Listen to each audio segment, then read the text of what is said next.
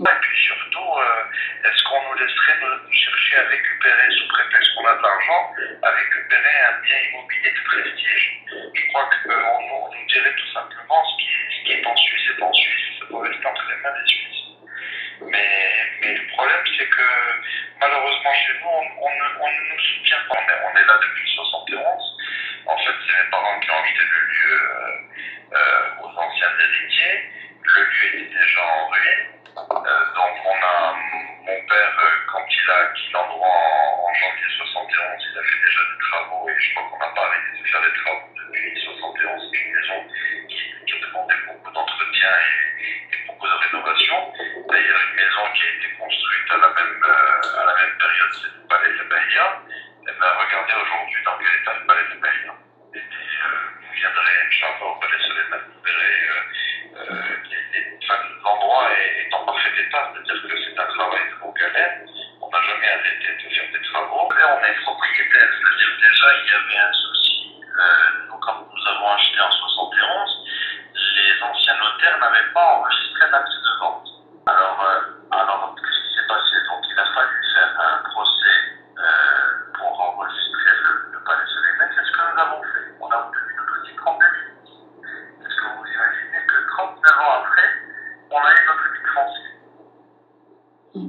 Alors, mais ça justement, je crois que le Suisse a acheté en se disant qu'il avait cherché à exploiter cette faille. C'est-à-dire qu'il s'est dit que le titre foncier, on ne l'avait pas, il avait discuté avec les héritiers.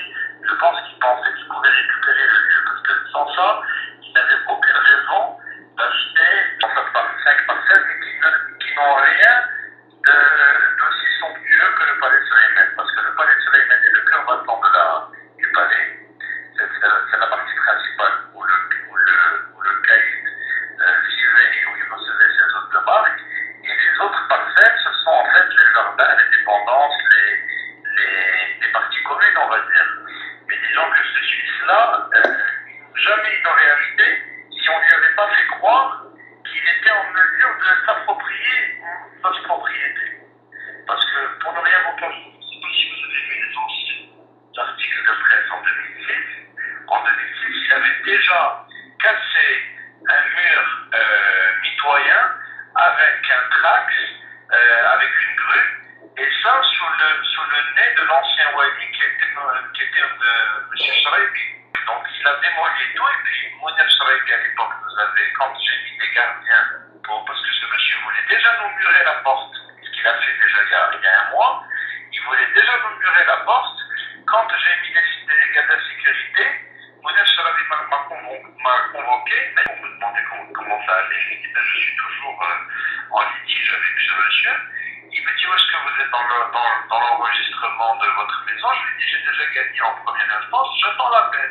Il m'a dit, vous avez bien de la chance, sans ça, je vous aurais expulsé de chez vous. Ce Suisse, je ne sais pas par quel moyen, il arrive à convaincre les autorités, et les autorités font tout, je veux nommer personne, mais les autorités finissent par se ranger de son côté, et ils ne me reçoivent pas. Il nous a mis des caméras sur notre toit, il nous a mis des caméras qui passent sur le passage qui va vers nos appartements. J'ai demandé d'abord qu'il y ait un rendez-vous, qu'on m'octroie un rendez-vous, pour éviter qu'il y ait des altercations entre mon personnel et le sien. Et je vois visiblement que tout ça, c'est très bien orchestré, c'est-à-dire qu'on veut nous pousser à bout et enfin, nous pousser à commettre une erreur qui nous serait fatale. Maintenant, figurez-vous qu'il a même poussé même les héritiers à me faire un procès en opposition à mon titre foncier, en prétextant quelque chose de complètement bidon, en prétextant que le prix n'a pas été décidé, que l'argent n'est pas clair et tout, alors que tous les motifs évoqués ont déjà été soulevés en première instance, en appel et en cassation. Ce qui se passe, c'est qu'aujourd'hui, on veut me pousser non seulement soit à vendre, soit à récupérer par des magouilles mon bien, et surtout m'user à la fin. Mais le pire, c'est que même les gens de la wilaya il y a certaines personnes que je connais qui me disent enfin vends-lui, qu'est-ce que tu t'attaches à ce bien, vends-lui. Je dis, est-ce que c'est normal de vendre parce que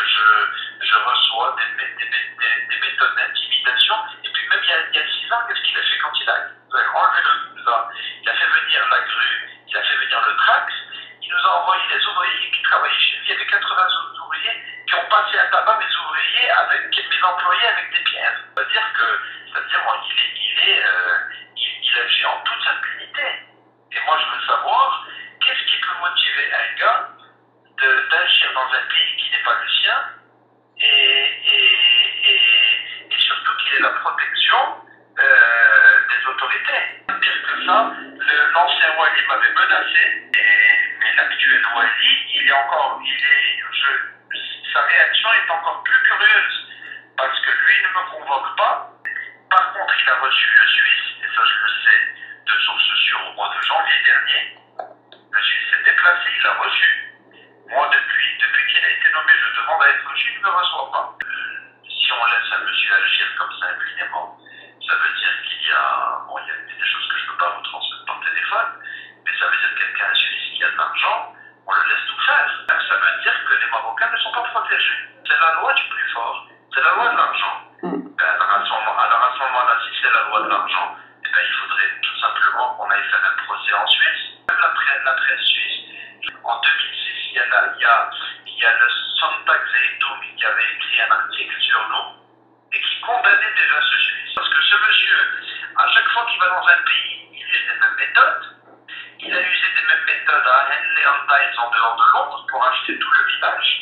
Alors, d'abord, même les Suisses se posent la question, se disent, mais qu'est-ce qui motive